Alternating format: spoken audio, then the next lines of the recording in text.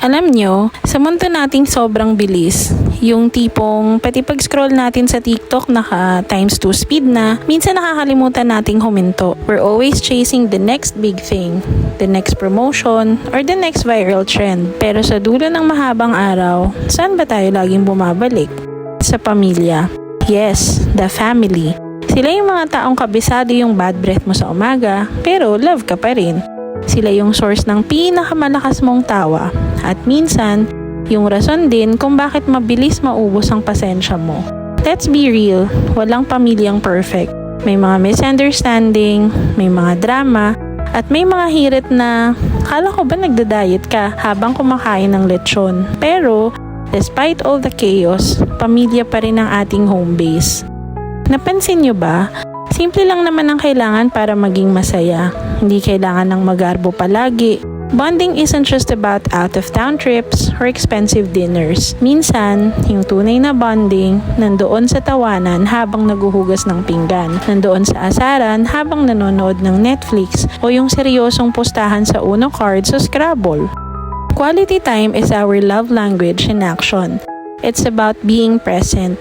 Hindi yung magkakatabi nga kayo sa sofa, pero lahat naman kayo nakatutok sa phone. Put down the screen and look at the person in front of you. Build memories, not just folders of photos. Kasi at the end of the day, hindi mo maaalala yung like sa post mo, pero hindi mo malilimutan yung saya ng biroan nyo. Pero aminin natin, minsan mahirap mag-usap. Minsan feeling natin hindi tayo naririnig. O kaya naman, sermon mode agad. Communication is the glue that keeps us together.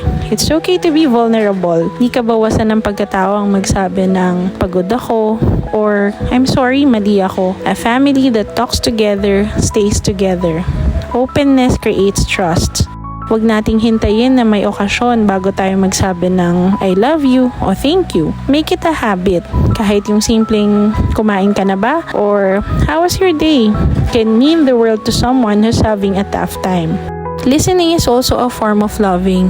Listen to understand, not just to reply. Now, ito ang secret sauce. Ano nga bang nagpapatatag sa pamilya kapag dumating ang bagyo? Hindi lang ito dahil sa lakas natin.